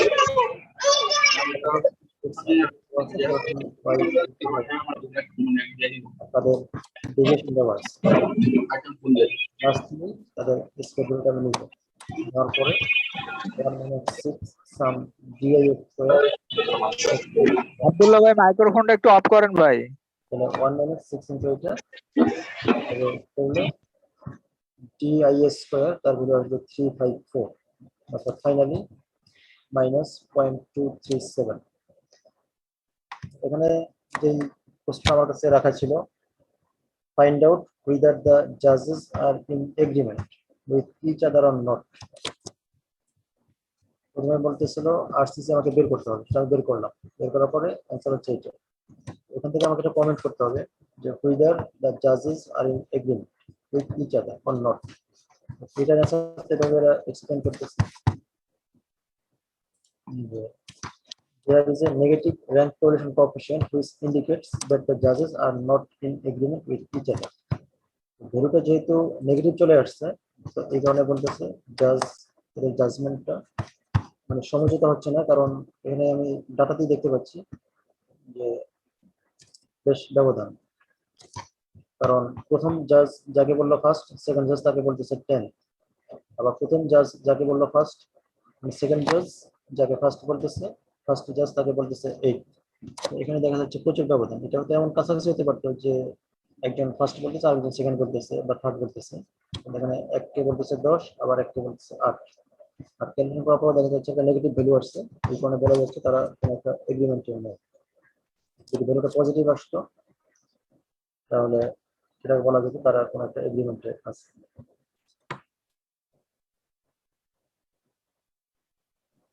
স্যার এটা বুঝি নাই, মানে নেগেটিভ আর পজিটিভ আসলে কি হচ্ছে স্যার? এখানে ভ্যালুটা আসছে নেগেটিভ। জি স্যার। নেগেটিভ আসাতে বলতেছে there is a negative rank correlation coefficient which indicates that the judges are not in agreement with each other. অর্থাৎ তাদের যে বিচারের যে মানদণ্ডটা এটা ঠিক একটা সমঝোতায় থাকতেছে না। কারণ ডাটাতে আমরা দেখি একজন বলতেছে ফার্স্ট, আরেকজন বলতেছে 10, আরেকজন বলতেছে ফার্স্ট, তাকে বলতেছে আবার 8। তো জি বেশ স্যার। ব্যবধান। এই কারণে এখানে ভ্যালুটা নেগেটিভ চলে আসছে। হ্যাঁ। যদি ওইটা র্যাঙ্কিংটা কাছাকাছি হতো, যে একজন ফার্স্ট আরেকজন তাকে সেকেন্ড বা থার্ড বলতেছে, তখন দেখা যেত এখানে একটা পজিটিভ ভ্যালু আসতো এবং তার একটা এগ্রিমেন্টে থাকতো। জি স্যার। তো মোটামুটি এই ধরনের জিনিসটুকু আমাদের এখানে থাকলো। একটা হলো শুধু কোরিলেশন কোএফিশিয়েন্ট বের করা, আর হচ্ছে র্যাঙ্ক কোরিলেশন কোএফিশিয়েন্ট বের করা। আর প্রুফের ভিতরে এটার ডেরিভেশনটা আছে, এবং আগে যেটা আমরা এখানে দেখলাম কোরিলেশন কোএফিশিয়েন্টের যে ইন্টারভ্যাল -1 +1, এটা এরপর এখানে তোমার করে দেওয়া আছে, আর তুমি একটু বই থেকে করতে হবে। তো আমাদের ক্লাস তো শেষ দিকেই, হয়তো আমি আর একদিন ক্লাস নিব, একদিন ক্লাস নিয়ে যতটুকু দেখানো যায়। তো সেখানে তোমার প্রবাবিলিটির কিছু অঙ্ক আমরা আলোচনা করতে পারি। আর অ্যাসাইনমেন্টের যে ব্যাপারটা, দুইটা অ্যাসাইনমেন্ট তোমরা অলরেডি সাবমিট করছো। থার্ড অ্যাসাইনমেন্টটা আমি আজকে দিয়ে দিচ্ছি। থার্ড অ্যাসাইনমেন্টের ডিউ ডেট এখানে দেওয়া আছে আগস্টের, আমি দেখতেছি। স্যার আমাদের সিটি আর আমাদের সিটিটা মার্কটা কি স্যার ই করা যাবে, মানে স্যার দেখছেন স্যার সিটির ইয়েটা স্যার? দেখছি আমি, দেখাচ্ছি। স্যার তাহলে একটু দেখাই দিলে ভালো হতো স্যার।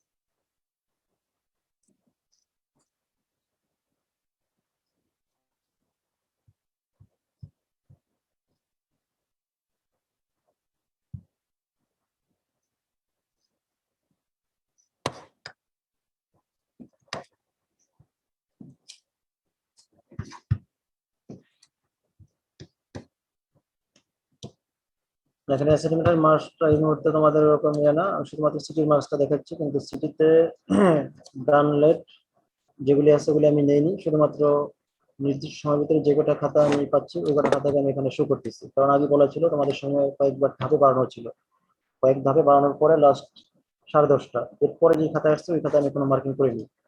তো তোমাদের কথা ওখানে তখনও জানানো ছিল যে পরে দেখা হবে না বা ওটা বাদ যাবে।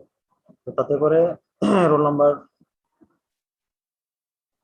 সেটা হচ্ছে তোমাদের প্রথম কলামের মার্কস, অর্থাৎ রোল নাম্বার 11 তার জায়গায় আছে 6, রোল নাম্বার 11 6, রোল নাম্বার 26 হচ্ছে 12, রোল নাম্বার 29 4, 31 6, 38 13, আর পরে এসে 47 4, 65 7, 69 9, 7 7। এটা তো অ্যাসাইনমেন্টের মার্কস। তো মাত্র এই কজনই আসছে। 47 হচ্ছে 4। স্যার আমরা তো আগেই দিয়ে দিছিলাম স্যার। আগে বলতে আমার এখানে যেটা 10:30 পরে ডান লেট দেখাচ্ছে, ওই সময় 10:30 পরে কোনো খাতা নিচ্ছি না। 10:30 ভিতরে আসছে শুধুমাত্র এই কটা মার্কস। আর ওইটা তুমি আপত্তি করেও লাভ হবে না, কারণ খাতার অবস্থা খুবই করুণ, হয়তো ওই মার্কিং তোমার কাজ হবে না। এই জন্য তোমার উচিত হচ্ছে এখন পরবর্তী যে সিটি হবে ওইটা ডিউ টাইমে সাবমিট করা প্লাস প্রস্তুতি ভালো নেওয়া, এর বিকল্প কিছু নেই। এই খাতা যদিও আমি বিবেচনায় নিতে চাই, কিন্তু খাতার ভিতরে যেভাবে লেখা বা যে অ্যান্সার, তাতে করে ভালো মার্কিং আসবে না। তোমাদের সলিউশন হচ্ছে পরবর্তী চিঠিটা ভালো করে প্রস্তুতি নিয়ে দেওয়া এবং যতটুকু সময় দেওয়া থাকবে ওই সময়ের ভিতরে খাতাগুলোকে সাবমিট করা। স্যার রোল 20 এর পরে তো নাই স্যার। ও এইদিকে, ও পাইছি স্যার। মানে এখানে তোমার 26 আছে 12, 29 4, 31 6, 38 13, এটা হচ্ছে হাইয়েস্ট মার্কস। আর পরে এসে শুধুমাত্র 47 এ 4, লাস্ট ইয়েতে কোনো মার্কস নাই, 61 থেকে 80। স্যার 51 এ তো স্যার কোনো মার্কস নাই, কার কোনটা? 51 সিটি মার্ক। স্যার আমাদের স্যার একটু বলি স্যার, আমাদের হচ্ছে কি ফার্স্টের দিকে আমাদের অনেক লেন্দি হয়ে গেছিল। আপনি 30 মিনিট দিছিলেন, ঠিক আছে। আমাদের অনেকে স্যার ওই 31 32 জমা দিয়ে দিছে, কিন্তু সবারই তো এই প্রবলেমটা, মানে আপলোডে স্যার প্রবলেম হয়ে গেছে স্যার। জি স্যার।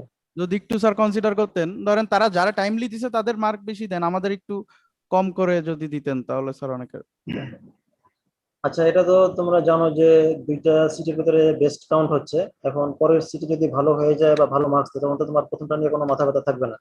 এই জন্য আমি বলতেছি আগে এই সিটিটা ভালো করে দাও, ওই সিটি ভালো করে দেওয়ার পরে যদি ভালো মার্কস আসে স্যার এটাই ভালো হবে স্যার। ওইটি কাউন্ট হবে। তো অযথা তুমি এটাও তো মার্কিং আমি করলাম, যেটা তুমি ধরো 6 7 8 এরকম আসবে, এটা তোমার কোনো কাজে আসবে না। কেন তোমার পরের সিটিটা ভালো করে। স্যার আরেকটু নিচে দেন স্যার। স্যার একটু নিচের দিকে স্ক্রল করেন স্যার। স্যার অনেকে স্যার আবার সেকেন্ড সিটিতে অ্যাবসেন্ট হয়ে থেকে যেতে পারে, বা তার ওটাও খারাপ হয়ে যেতে পারে। অনেকে তো এটা ভালো দিয়ে সাবমিট করছে, তার লেট হইতে পারে। এই জন্য আর কি রিকোয়েস্ট করতেছিলাম, যদি 35 বা 5 মিনিট লেটে যাবে তাদের যদি বা একটু নিতেন আমাদের জন্য উপকার হতো। লেটের একটা নির্দিষ্ট সীমা আছে। তুমি যদি মনে করে দেখো যে পরীক্ষা কখন শুরু হলো, আমি কয়েকটা ধাপে সময় বাড়ানো, মানে সময় বাড়িয়ে দিয়েছিলাম। তো একটা পরীক্ষা মানে মিনিমাম একটা স্ট্যান্ডার্ড তোমাকে ফলো করতে হবে। এখন আমি শুধু সময় বারবার বাড়ালাম, অথবা লাস্ট সময় বাড়ানোর পরেও আবার 5 মিনিট বিবেচনা নিলাম, এটা আসলে কোনো রকম কোয়ালিটি থাকে না। পরীক্ষার যে রুলস, কিছু জিনিস তো অবশ্যই ফলো করতে হবে। স্যার আমরা তো মনে হয় স্যার 51 রুল স্যার জাস্ট টাইমে স্যার দিয়ে দিছিলাম স্যার। স্যার আমি তো মনে হয় স্যার 30-এর আগেই দিছি স্যার। জি স্যার। এখন তোমরা গুগল ক্লাসরুমে গিয়ে যদি তোমাদের ওই অপশনটা থাকে যে ডান লেফট, তুমি সেখানে একটু চেক করে দেখতে পারো তোমার যে সাবমিশনটা, ওটা 10টা 30-এর স্যার পরে। আমার লেট ছিল না স্যার, আমার লেট নাই স্যার। স্যার 51 স্যার আমরা নির্দিষ্ট টাইমে দিছি স্যার। স্যার আমার কোনো লেট নাই স্যার। স্যার সিটির পরিবর্তে স্যার এটা অ্যাসাইনমেন্ট দেওয়া যায় না স্যার? তো অ্যাসাইনমেন্ট আমি এমনি দিচ্ছি। তোমার যে তিনটা অ্যাসাইনমেন্ট আজকে আমি একটা অ্যাসাইনমেন্ট দিয়ে দেবো, সেটা রেডি করা আছে। থার্ড অ্যাসাইনমেন্ট আমি দিয়ে দিচ্ছি, ওটা অ্যাসাইনমেন্টের জায়গায় অ্যাসাইনমেন্ট, আর সিটির জায়গায় সিটি। স্যার সিটির ক্ষেত্রে অসুবিধা আছে স্যার, আমরা তো গ্রামে থাকি, আর তারপরে মানে নেটওয়ার্কের এমন ঝামেলা হয় স্যার, মানে যদি একটু একটা সিটি দিয়ে দেন স্যার, ওই অ্যাসাইনমেন্ট দেন স্যার বাড়তি। নেটওয়ার্কের ঝামেলার ক্ষেত্রে হয়তো আমি সেটা যদি কনসিডার এরকম করি, তোমার সাবমিশন টাইমটা আমি একটু বেশি দিলাম। না, স্যার, সাবমিশন টাইমটা আমি সাবমিশন আপনি দিয়েছেন ঠিক আছে, কিন্তু স্যার আমরা যখন করতে গেছি আছে এখানে মানে স্যার অনেকগুলো পরিস্থিতির সম্মুখীন হতে হয়েছে স্যার। কারেন্ট তারপরে নেটওয়ার্কিং এর অনেক অনেক রকম ঝামেলা হয় স্যার। একটা 39 রুল স্যার। স্যার একটা অ্যাসাইনমেন্ট দেন স্যার। হ্যালো স্যার 30-এর মধ্যে শেষ করছিলাম, কিন্তু আপলোডে প্রবলেম হয়েছিল স্যার অনেকের, এটা গ্রুপে স্যার, জানানো আমি তো হয়েছিল। স্যার জাস্ট টাইমে স্যার, আমার কোনো লেট নাই স্যার, আমার কোনো লেট দেখাচ্ছে না sir.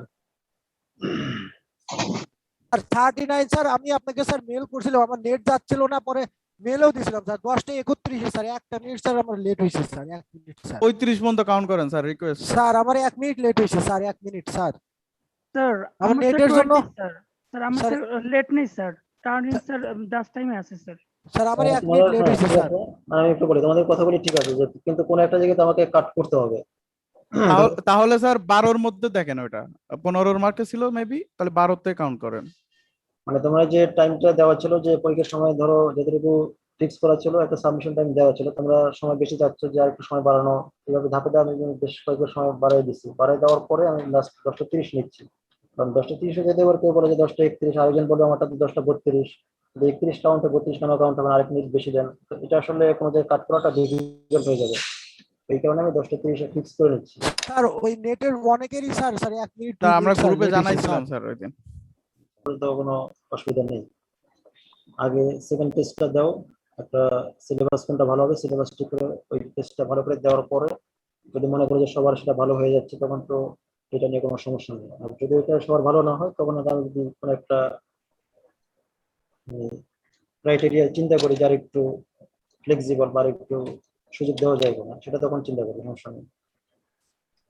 Okay sir, thank you. এখন তোমরা আগে বলো সেকেন্ড সিটের সিলেবাসটা কোনটা হলে তোমাদের জন্য ভালো, তোমাদের কাছে দিয়ে দিলাম সুযোগটা, যে কোন চ্যাপ্টার নিলে সেকেন্ড সিটে তোমরা ভালো দিতে পারো। স্যার ওটা আমরা সিআর এর মাধ্যমে ডেট এবং সিলেবাসটা জানাই দিলে মনে হয় ভালো হতো, কারণ আমাদের নেক্সট ইয়াগুলো শিডিউল করা আছে। স্যার একেবারে সামনের মাসে 21 তারিখ পর্যন্ত স্যার পরীক্ষা স্যার। আচ্ছা, তো আমরা রনি ভাইয়ের মাধ্যমে আপনাকে জানাই দিব স্যার। তাহলে তোমরা আগস্টের ভিতরে শেষ করো ওটা একটা date ইনশাআল্লাহ স্যার। করো। স্যার তাহলে স্যার আগস্টের একেবারে লাস্ট উইকে দেই স্যার। এটা তুমি আলোচনা করে একটা আগস্ট মাসে কোনো একটা ডেট জানাই দিও, তো সময় নিয়ে করা আছে, দেখতেছি এখানে তোমার কত তারিখ।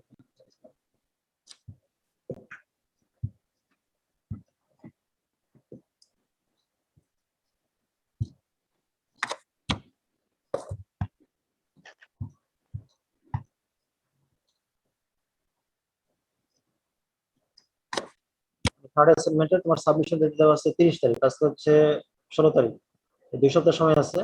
আর এটা ঈদের ছুটি আছে, অসুবিধা নেই, 2 সপ্তাহের ভিতরে তোমরা এই কটা প্রবলেম সলভ করে আমাকে পাঠিয়ে দিও। আর এটার ক্ষেত্রেও একই কথা, যাতে করে 30 তারিখের পরে না যায়, এখানে মাত্র একটু বাড়াই দেন স্যার, একটু বাড়াই দেন স্যার। হ্যাঁ, তোমার অঙ্ক আছে 12টা, দিন আছে ধরো 14টা, 14 দিন স্যার ঈদের পরে স্যার ওই ক্লাস টেস্ট আছে স্যার অনেকগুলো স্যার, আচ্ছা। ঈদের পরের সপ্তাহে স্যার। তোমাদের সিআর কি বলো কি সময়ের প্রয়োজন আছে? আমি যদি দিনে একটা অঙ্ক তুমি করো, তাহলে তোমার 12 দিনে 12টা হয়ে যায়, আর সময় আছে 14 দিন, অঙ্ক হচ্ছে 12টা।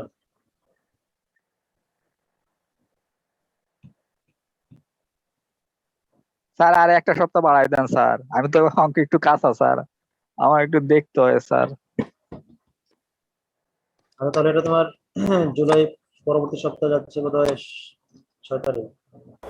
স্যার আমরা ওই অ্যাসাইনমেন্টের যেটার উপরে মানে অ্যাসাইনমেন্ট যেটা দিচ্ছি ওইটার উপরে সিডি দিতে পারি না স্যার?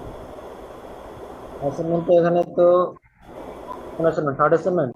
হ্যাঁ থার্ড অ্যাসাইনমেন্টের উপরে আমরা সিডি দেই। থার্ড অ্যাসাইনমেন্টে তোমার কয়েকটা চ্যাপ্টার আছে, এখানে তোমার এক্সপেকটেশন আছে, রিলেশন আছে, কোরিলেশন আছে, তিনটা চ্যাপ্টার মিলে বোধহয় এটা করা আছে। স্যার অনেকগুলো আসলে- চ্যাপ্টার রয়ে যায় স্যার, অনেকগুলো চ্যাপ্টার রয়ে যায় স্যার, আমরা স্যার শেয়ার এর মাধ্যমে জানাই স্যার। না না, চাপটা না প্রীতম ভাই, এখানে আমরা যেটা বলতে চাচ্ছি যে স্যার আসলে প্যান্ডামিকের মধ্যে আর আমাদের বিষয়টা স্যার এরকম যে এই সিটি মার্কের এই 30 মার্কটা স্যার আমাদের ফিক্সড, কিন্তু স্যার ব্যাপারটা হচ্ছে মানে ইজি হওয়ার কথা। যাই হোক, তোমরা যদি মনে করো যে না 12টা প্রবলেম, স্যার তাহলে আমরা একটু দেখি স্যার, আমরা শেয়ার এর মাধ্যমে আপনারা জানাই স্যার। তাহলে তোমাদেরকে অপশনটা আমি দিয়ে দিলাম যে ফ্লেক্সিবিলিটি বলতে যেটা বলতে চাচ্ছ, হয় জি স্যার। অ্যাসাইনমেন্টকে তোমরা সিলেবাস হিসেবে নিতে পারো, অথবা কোনো একটা চ্যাপ্টারকে ফিক্স করতে পারো। জি স্যার, আমরা একটু শেয়ার এর মাধ্যমে জানাই স্যার। এটাকে আমি তোমাদের কাছে পাঠিয়ে দিই, পরেটা দেখো। জি স্যার, জি স্যার। আর সাবমিশন ডেটটা আমি তাহলে 1 সপ্তাহ বাড়িয়ে দিলাম, 6-8-21 আগস্টের 6 তারিখ পর্যন্ত।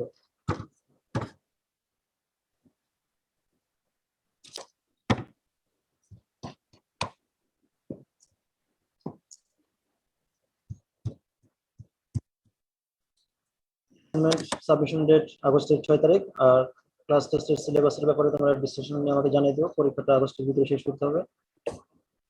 জি স্যার, তাহলে আমরা স্যার শেয়ার এর মাধ্যমে আমরা জানাই দেবো স্যার। পরে জানিয়ে দিও, সমস্যা নেই। ফাইনাল পরীক্ষার প্রস্তুতি হিসাবে এখন থেকে একটু ভালো করে প্র্যাকটিস করো, স্ট্যাটিস্টিক্সটা একটু বেশি প্র্যাকটিস না হলে দেখা যাবে ক্যালকুলেশন করতে গিয়ে মানে ভুল হয়ে যাবে বা একটু সময় বেশি চলে যাবে। এই জন্য প্র্যাকটিসটা যত বেশি হবে, তুমি পরীক্ষাটা তত কম সময়ের ভিতরে সেটাকে সলভ করতে পারবে। স্যার তাহলে কোনটার উপরে বেশি প্র্যাকটিস করব স্যার? ফাইনাল পরীক্ষার জন্য তো আমি এখানে যতগুলি চ্যাপ্টার দেখাচ্ছি সবগুলি তো তোমাকে দেখতে হবে, সবগুলি তো করতে হবে।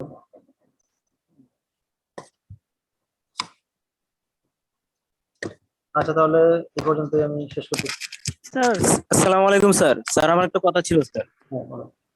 স্যার আমার এই যে অ্যাসাইনমেন্ট 1 স্যার, সেটা হচ্ছে স্যার আমাদের সিআর এর কাছে জমা দেওয়ার কথা ছিল স্যার। তো স্যার আমি সময় মতো এই সিআর এর কাছে জমা দিয়েছি স্যার 21শে মার্চে। স্যার সেক্ষেত্রে স্যার আমার যে অ্যাসাইনমেন্ট 1 এর মার্কটা এটা স্যার যোগ হয় নাই স্যার। না ওইটা তো স্যার পরে গুগল ক্লাসরুম করে ওইখানে আবার আপনার জমা দিতে বলছে। ওটা তো প্রথম দিকে ওইটা তো আপনাকে ওইখানে জমা দিতে হবে, ওইখান থেকে ডাউনলোড করে মানে স্যারের গুগল প্রথম যেটা বলছে ওইটাই আমি দিছি, পরের নিউজটা হয়তো আমি জানি না, কিন্তু আমি 21শে মার্চে অ্যাসাইনমেন্ট 1 সাবমিট করে দিছি আপনার যে গুগল ড্রাইভ ওইটাতে। না না সবাই তো আবার স্যার গুগল ক্লাসরুম দিছে না, সবার লিংক তো দেওয়া হয়েছে। এটা তোমার গুগল ক্লাসরুম তোমাদেরকে বলা ছিল যে ওগুলি সরাসরি গুগল ক্লাসরুমে আপলোড করার জন্য হবে। স্যার হয়তো আমি এটা স্যার নিউজটা মিস করছি স্যার। এখন স্যার দেখো, যেহেতু হ্যাঁ, সিআর কে ID সময় মতো দিছি স্যার, সেই ক্ষেত্রে আমার মার্কটা স্যার এখন যদি সাবমিট করে অ্যাড হবে স্যার। তোমার আইডি কত? স্যার আমার 36 স্যার।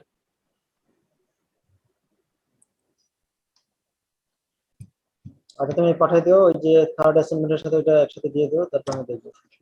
স্যার স্যার স্যার আসসালামু আলাইকুম স্যার। স্যার আমার স্যার 20 স্যার, আমার স্যার সিটি ওয়ানটা স্যার ভালো মানে ভালো হয়েছিল এবং স্যার আমি স্যার সাবমিট করেছিলাম। স্যার আমারটা স্যার টাইম দেখাচ্ছে স্যার, মানে লেট স্যার দেখাচ্ছে না ক্লাসরুমে স্যার।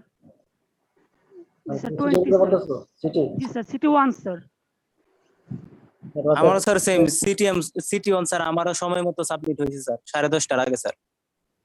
এবং স্যার মানে স্যার পরীক্ষা স্যার ভালো হয়েছিল স্যার আমার, আলহামদুলিল্লাহ। আচ্ছা সেটা অ্যান্সারটা আমি এভাবে দিছি, ওই তার যে খাতা তোমার কাছে আছে, সমস্যা নেই, তোমরা আগে সেকেন্ড টেস্ট দাও, তারপর আমি হয়তো বিবেচনা করবো কি অবস্থা। সেকেন্ড টেস্টে যদি ভালো করে দিয়ে তুমি ভালো মার্কস পাও, তখন দেখা যাবে ওইটাতে যে মার্কস তার থেকে এটাতে বেশি মার্কস আছে, তখন তো এমনিতেই বেস্ট হিসেবে কাউন্ট হবে। এটাকে কমপ্লিট করো, কমপ্লিট করার পর আমি আবার প্রয়োজনে বিবেচনা করবো, সমস্যা নেই। জি স্যার। আচ্ছা তাহলে তারপর পর্যন্ত।